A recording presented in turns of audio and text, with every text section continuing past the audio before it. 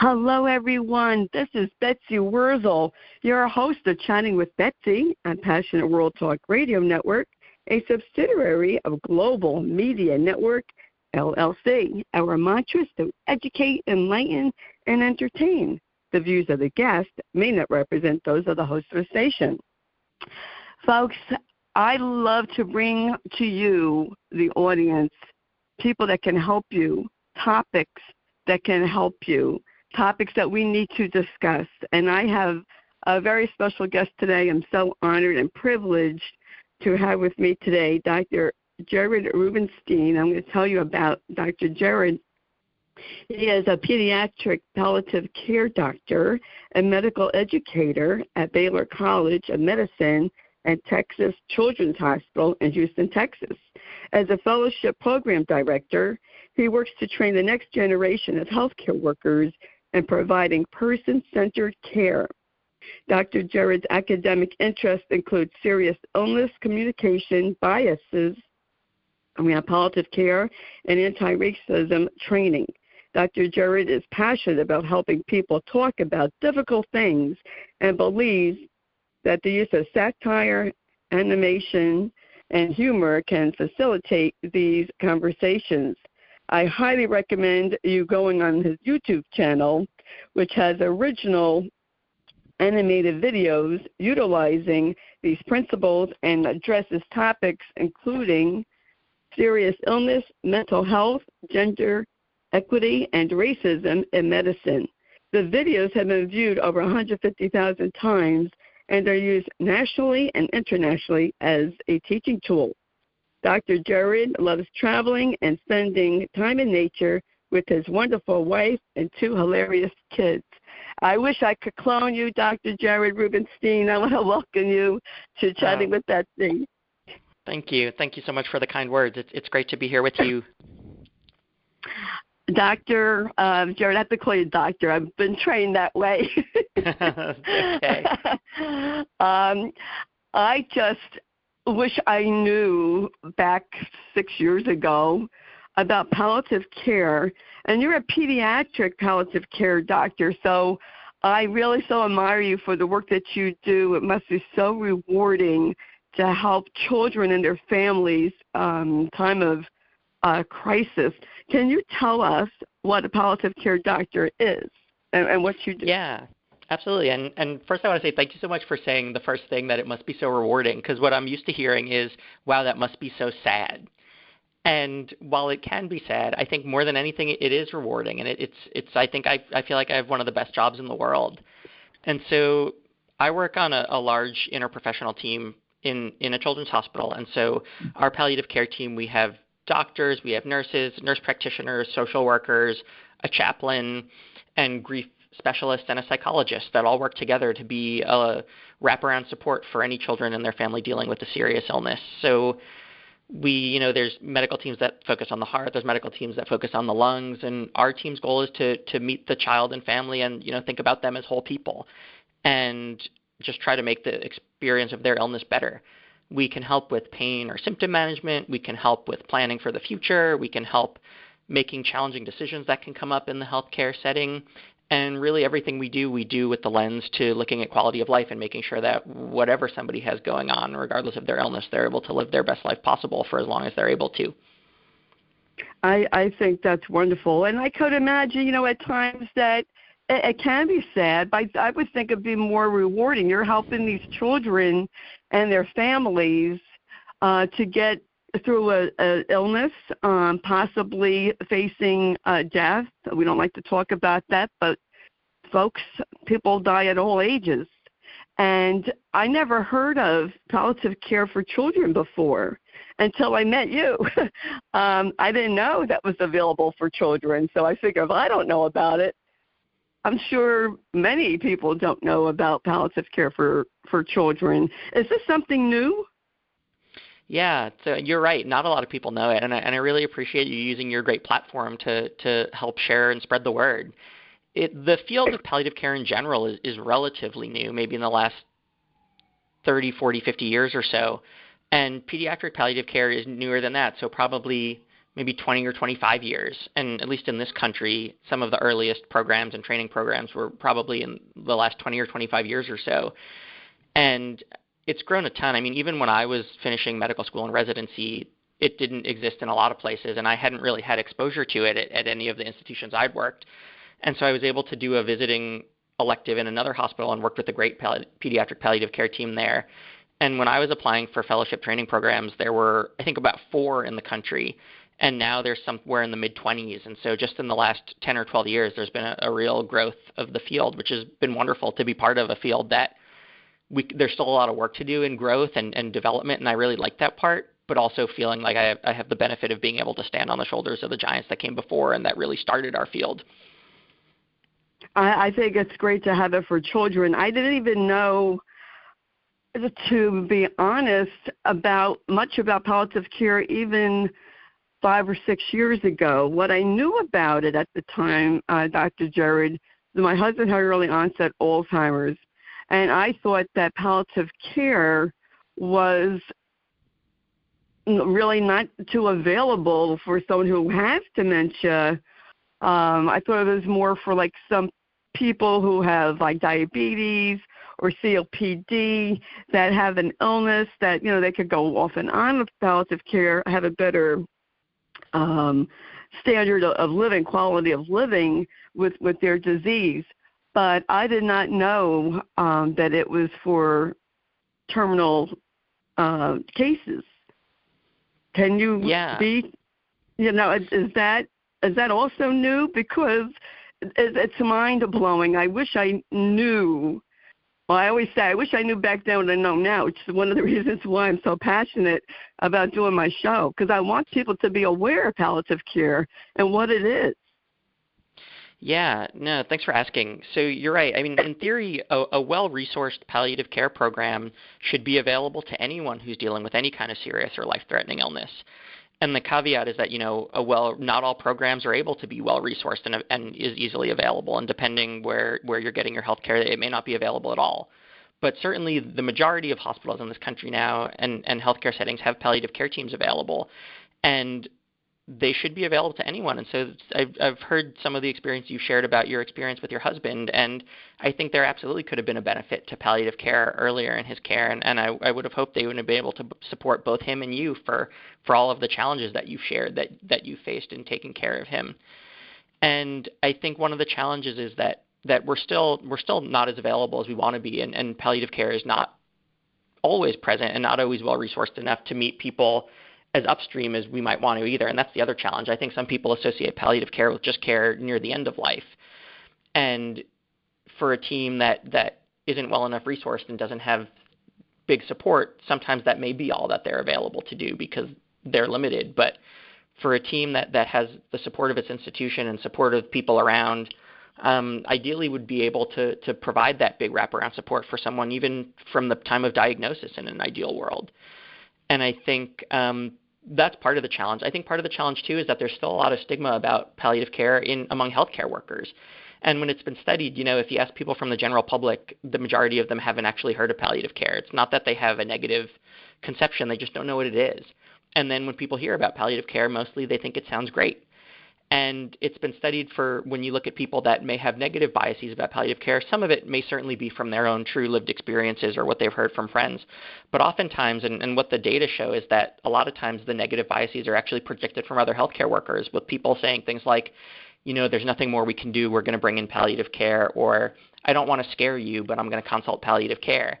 And there's such an inherently negative framing of our wonderful field that I think it can spook people and scare them off, instead of saying, it sounds like you're really dealing with something hard. We have a team here that's great at supporting people who are dealing with something hard. And when it's framed like that, I mean, who wouldn't want that? I think we all have been in experiences where we don't get as much support as we wish we had. And the whole existence of teams like ours here and palliative care teams in general is to be with people who are going through hard things. Yes, and I wish somebody would have said to me, Betsy, how about thinking about palliative care? But no one said anything, not even my husband's primary care doctor. It was only, hospice that was recommended. And, well, you know my story about I had the hospice home from hell experience. Yeah, which, I'm so sorry to hear. Thank you. And I always tell people now, because, you know, experience is the best teacher, hire someone to help you navigate, you know, the hospice care system. And, you know, if you do have an illness, diabetes or cancer, you know, or dementia, ask your primary care doctor about palliative care. And I really would love for palliative care to get more well-known and more accepted. And Dr. Jared, your videos, people, I'm telling you, the link is going to be in the blog. Please go on the website, because the videos, I'm obsessed. I was obsessed watching. Thank you. You're welcome. I couldn't stop watching it because you just on target. I mean, of course you are. You're a palliative care doctor, but what you bring to your videos is just true. It's conversations that need to be had. You know, the biases in the medical field, which surprised me about palliative care that you show in your videos, prejudice, and not knowing the patient, or thinking that the patient is difficult when they're not. And I love the one where, I forgot the name of it, where the doctor is saying she is frustrated because she's on the phone with insurance, doesn't have enough time with her patient, and the patient is thinking he has to fight with the insurance, and he thinks the doctor is rushing him.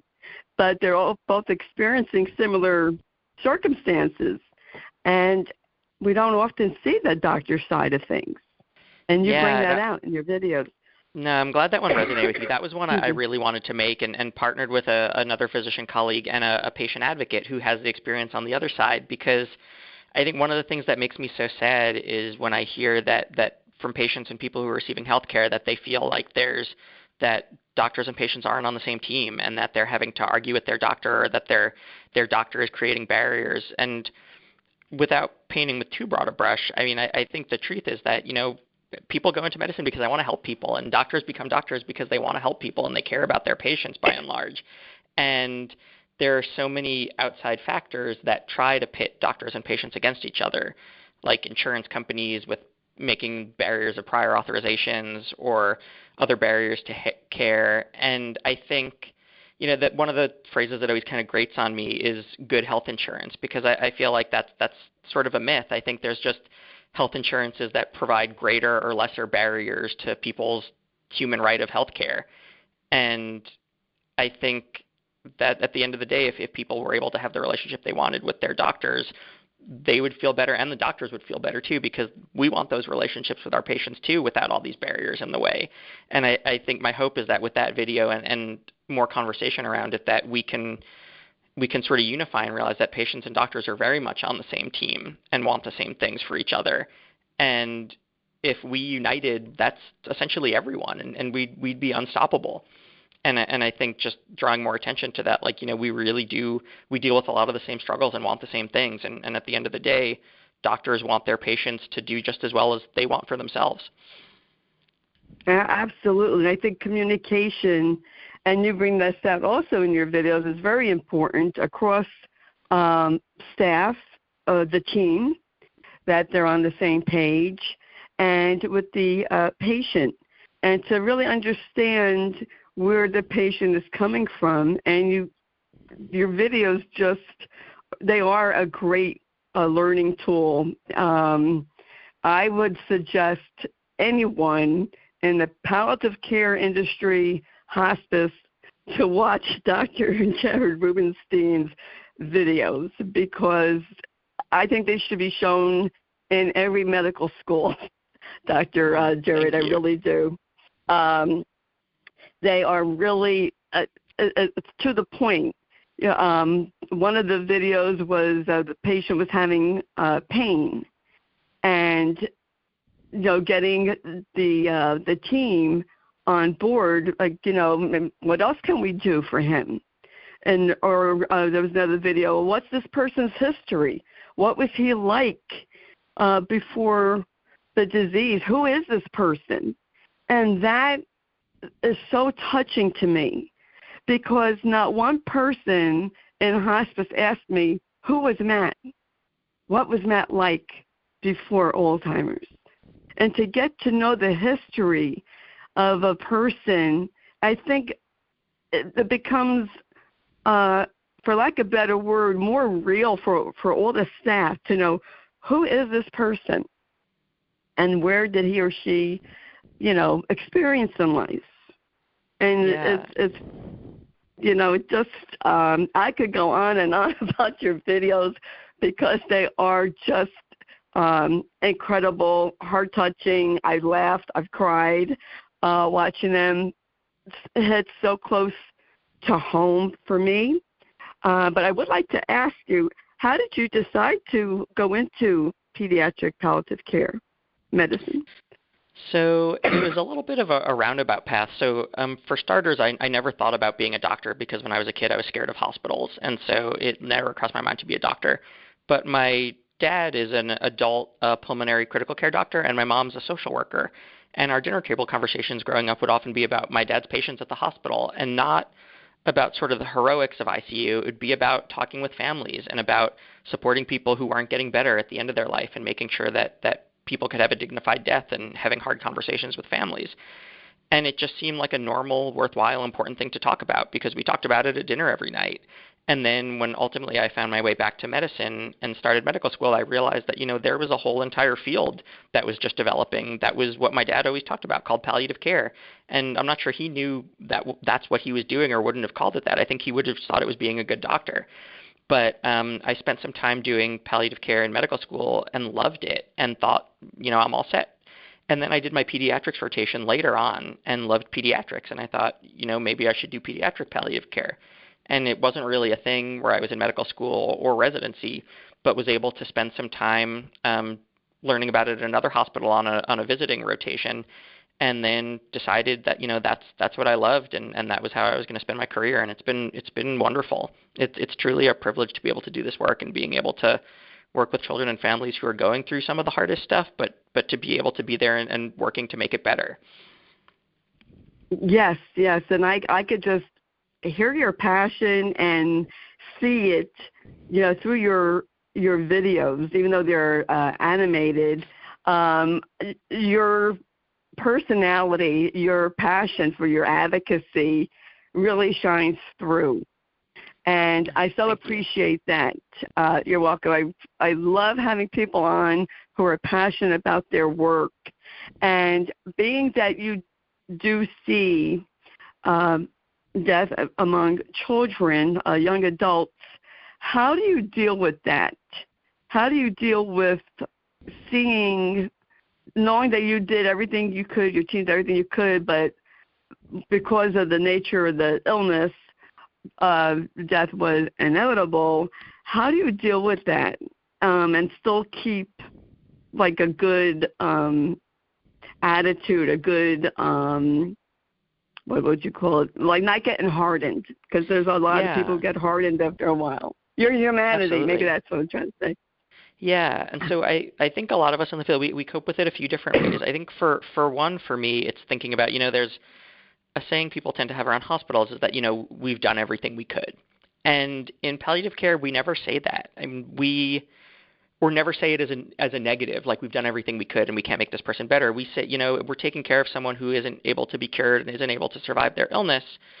There's nothing more we can do. We would never say that. There's always something more we can do. And even if somebody, as heartbreaking as it is for a child to not be able to survive the illness, knowing that we never say there's nothing more we can do. We can always make their pain better controlled. We can always help make sure they have a dignified end of their life. We can always, if they want to, try to get them outside of the hospital to be able to have some more time at home and time with families and minimize the burdens of treatment at the end of their life.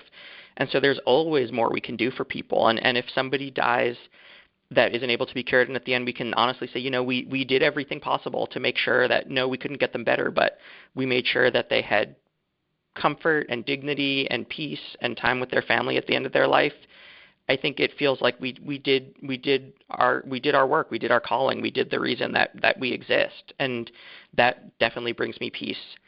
Part of it too is our team, because of all the hard stuff we see, we have a lot of processes in place to support each other through it, and I'm grateful to be part of this wonderful interprofessional team. And I think because so much of this I've learned from the non-doctors on my team, because doctors, as you may know, aren't great at talking about their feelings and aren't processing things, and it's not normalized in medical school, and we're taught to maybe not feel.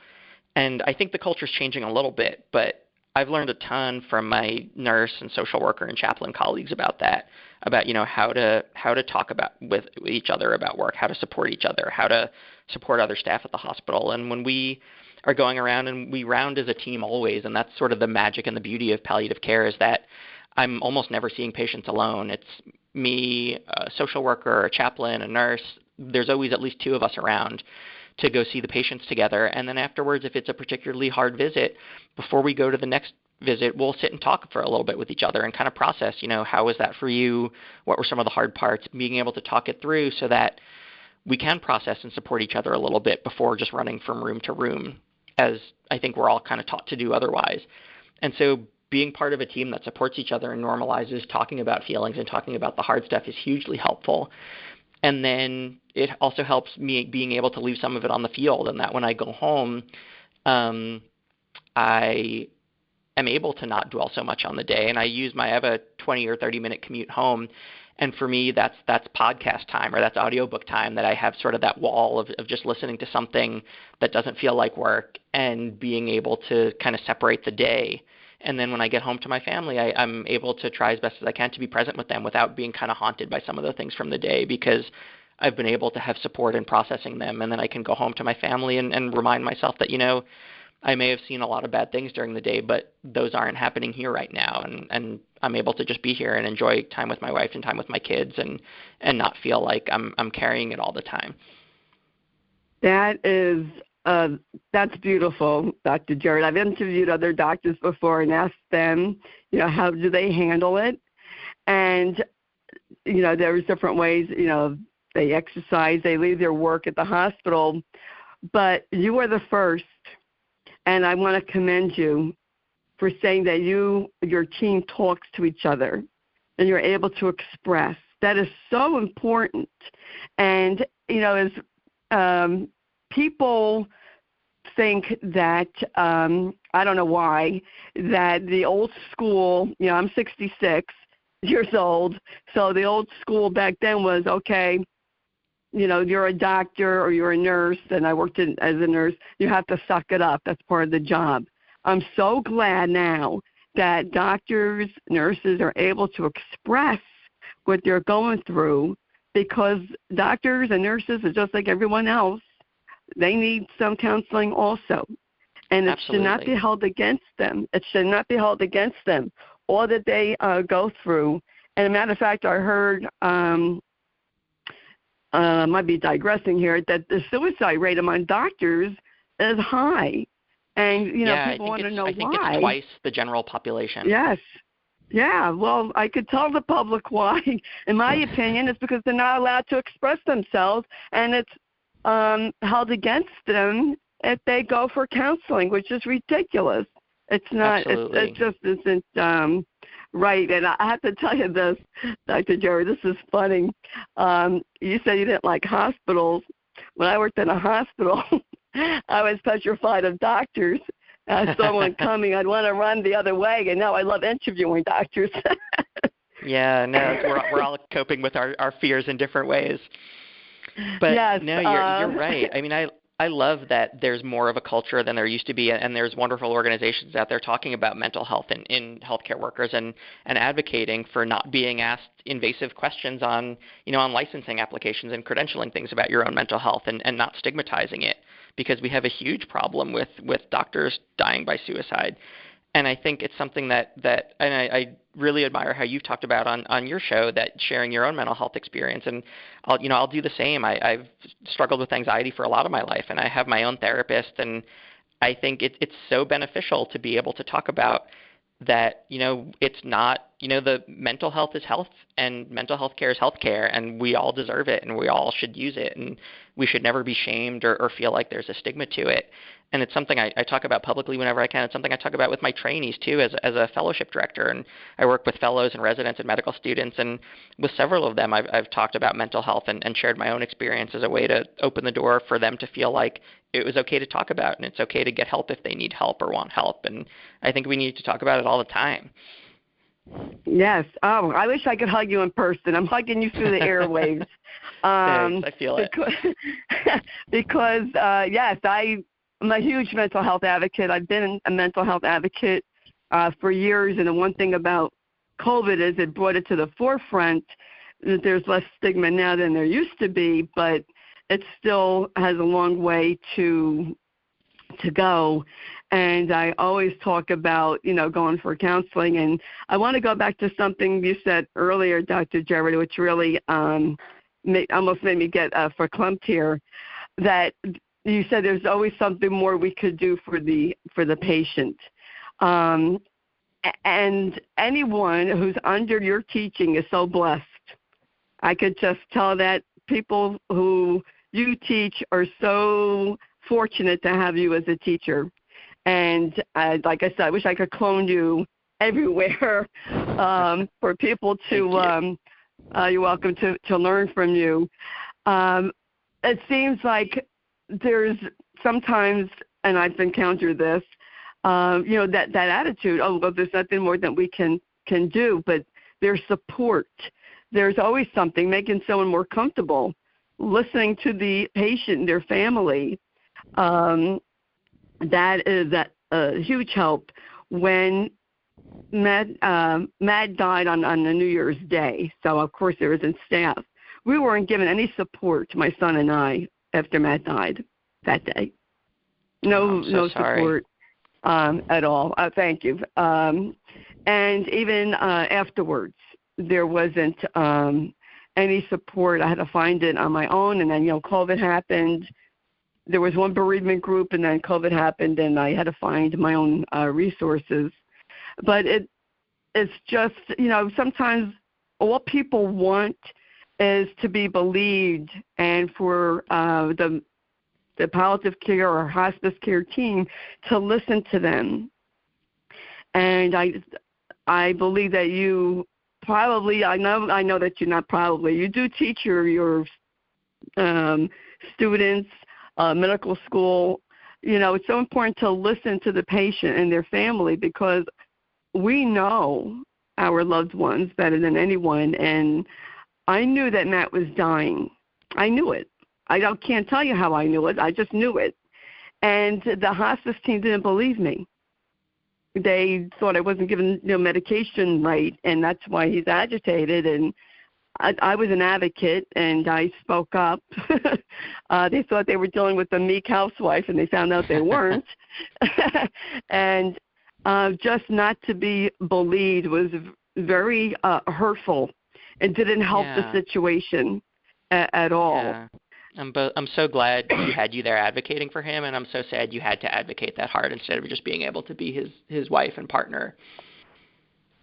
Thank you. And I think that it's so important and then I share my experience, not to gain sympathy, but for other people to know, you could change your hospice team. It was a little too late for Matt at that time, but you can change.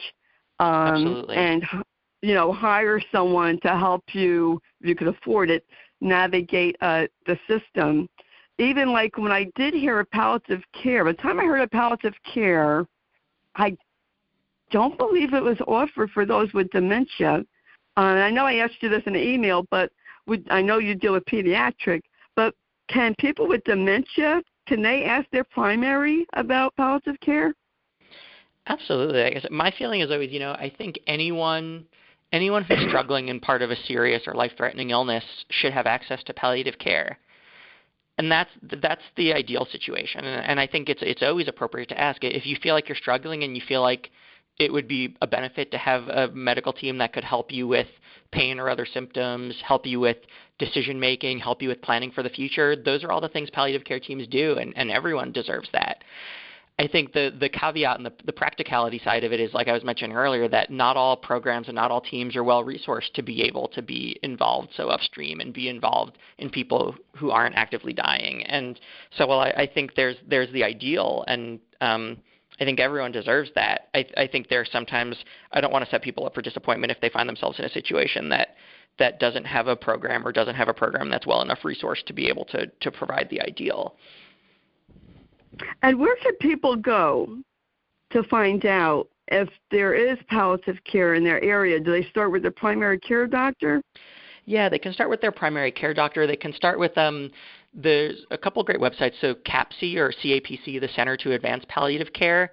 I have no affiliation with them. I just think they're great. And they have a partner site called getpalliativecare.org that gives people some of the basics of palliative care and talks through, and then also lets people look for teams that might be in their area. Oh, that's a very good suggestion.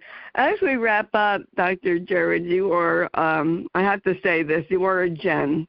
You really are. You are doing amazing advocacy work to promote palliative care and how it can help people and what the patient faces and what the medical team faces in palliative care, and the biases that surround it, and other biases in palliative care, such as racism and gender equity. It's all folks on the YouTube channel. What would you like people in ending to know about pediatric palliative care?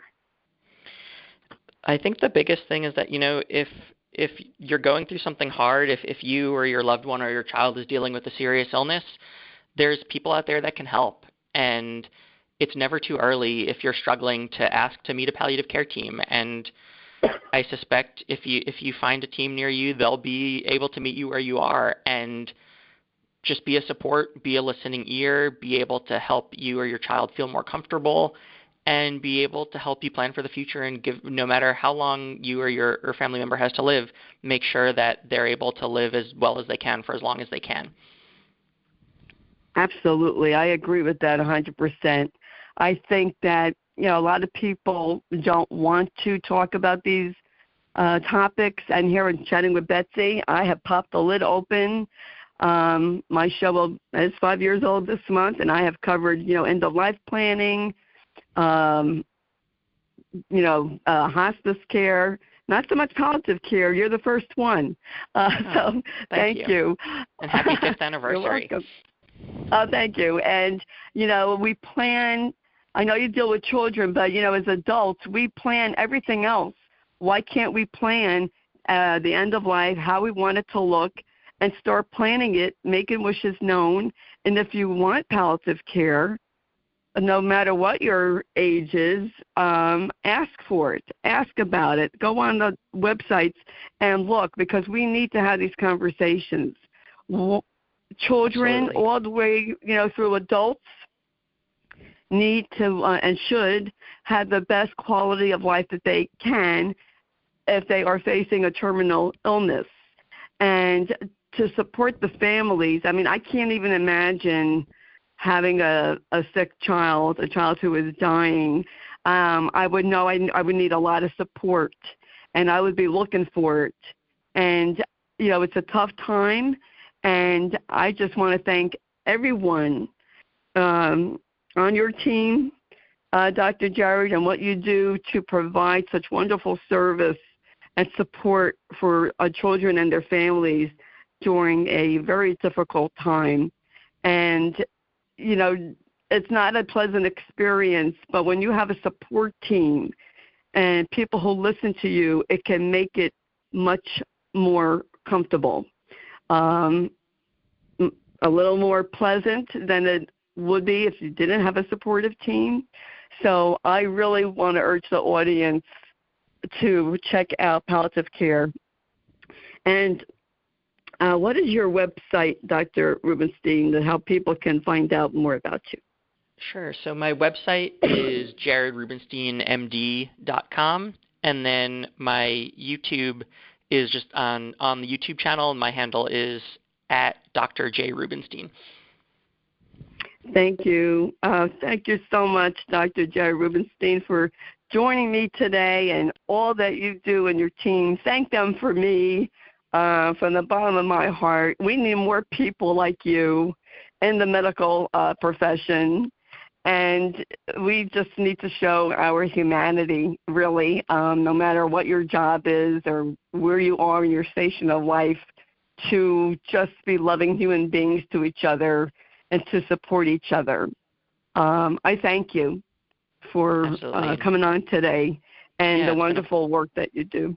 It's been a pleasure talking with you, and thank you for using your platform to share these ideas.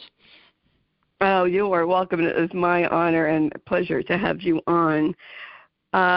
Folks, all the information about Dr. Jared Rubenstein will be in the blog that Jeannie White, who's station manager, writes, and Jeannie produces the show. So thank you, Jeannie. You will definitely want to go on the YouTube channel and on the website because it is just phenomenal. I don't care if I sound redundant, folks. The channel is amazing. Once I started watching it, I had to watch every video. I was up late watching it and I wrote to Dr. Jerry telling him how it touched me. And it's very touching, and I want to urge everyone, even if you're medical field, social work, you need to watch these videos. Use them as a teaching tool. That's how strongly I back it up. I support Dr. Jared Rubenstein and what he's doing. Phenomenal work, and I will not stop raving about it. I've shared it on my Facebook page. I've shared it in groups because that's how strongly I believe in the work that Dr. Jared Rubenstein is doing. And I want to thank everyone for listening. If you don't already subscribe to Chatting with Betsy, it's for free on Spotify, Spreaker, Apple, Amazon Music, to name a few. And I want to thank Lillian Caldwell, CEO of Passion World Talk Radio Network, who makes this all possible. Please share the show. Maybe you know someone who needs palliative care. Maybe you know someone who has a child who is ill, an adult who is ill. This show needs to be shared. I want to help as many people as possible, and I'd like to be a resource, provide people with resources I wish I knew about, and to help you have a better life. That's what I am here for.